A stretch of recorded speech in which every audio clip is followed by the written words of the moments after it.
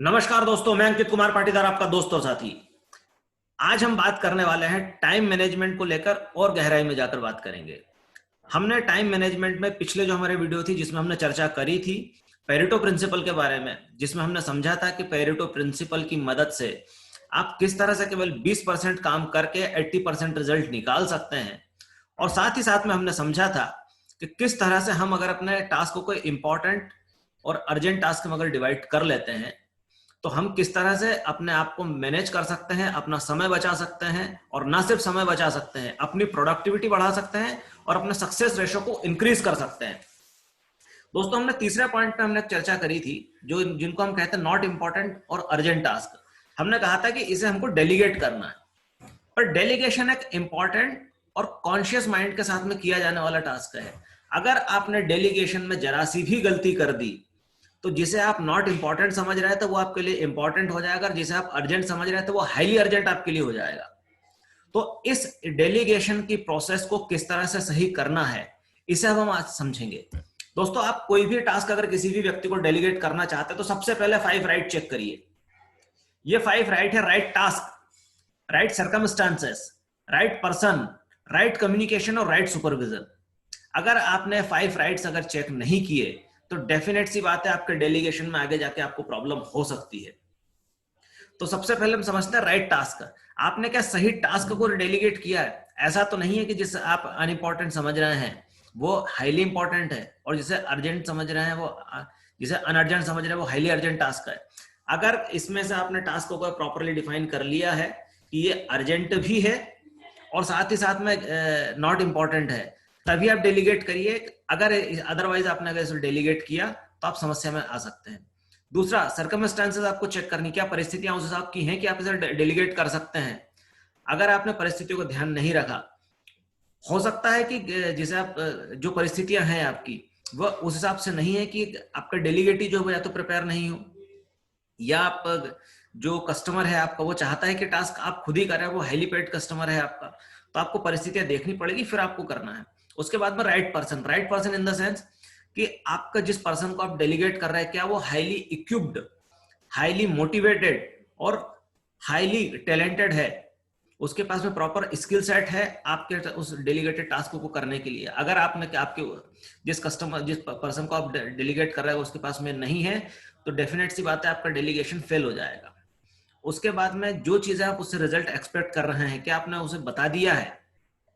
अगर आपने उसे नहीं बताया है और अगर आपने डेलीगेशन कर दिया, कम्युनिकेशन नहीं हुआ, तो कहीं ना कहीं जाके आके प्रॉब्लम होनी है। और उसके बाद में भी अगर आपने जो टास्क डेलीगेट किए हैं उसे आप प्रॉपर मॉनिटर और सुपरवाइज कर रहे हैं कि नहीं कर रहे हैं। अगर आप प्रॉपरली उसे मॉनिटर और सुपरवाइज नहीं कर रहे हैं तो जो आप एंड रिजल्ट चाहते हैं वह नहीं मिलेगा।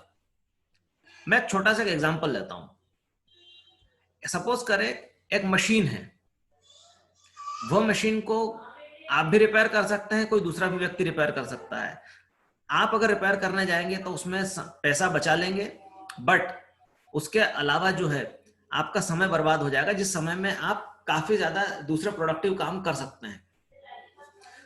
तो हमने डिसाइड किया कि हम एक मशीन जो है उसको हम मशीन को रिपेयर का टास्क हम डेलीगेट करेंगे। ठीक है, हमने टास्क को डेलीगेट कर दिया। क्या परिस्थितियां ठीक है? क्या इतना समय है हमारे पास में कि हम जो एक्सटर्नल पर्सन है उसे आने का वेट कर सकते हैं, उसके रिपेयर का और उसके जाने का समय हम वेट कर सकते हैं? ऐसा तो नहीं है कि इस मशीन को हमें अभी के अभी रिपेयर करके वर्क करने की जरूरत है। तो हमें परिस्थितियां चेक करनी होंगी। उसके बाद में राइट पर्सन, क्या हमने जिस व्यक्ति को मशीन को रिपेयर करने के लिए बुलाया है वो इतना इक्विप्ड, इतना टैलेंटेड और इतना स्किलफुल है कि उस मशीन को हैंडल कर लेगा? ऐसा तो नहीं है कि उसे फिर वो जितना समय हम सोच रहे हैं उससे ज्यादा समय लगा दे। उसके बाद में राइट कम्युनिकेशन, क्या हमने बता दिया है कि मशीन में कहाँ प्रॉब्लम है, कितनी प्रॉब्लम है, हम क्या पैरामीटर्स हैं जो फाइनल आउटकम्स हम चाहते हैं, क्या हमने इतनी चीजें कम्युनिकेट कर दी हैं? और जब उसने वो टास्क कंप्लीट कर दिया है तो क्या हमने उसे सुपरवाइज किया है? अगर हमने 5 जो आर है अगर वो चेक कर ली है, 5 राइट अगर चेक कर ली हैं, तो ही हमारी डेलीगेशन की प्रोसेस सक्सेस होगी और हमें रिजल्ट मिलेंगे, अदरवाइज हम प्रॉब्लम में आ सकते हैं। अब हम बात करते हैं डेलीगेशन की प्रोसेस को लेके।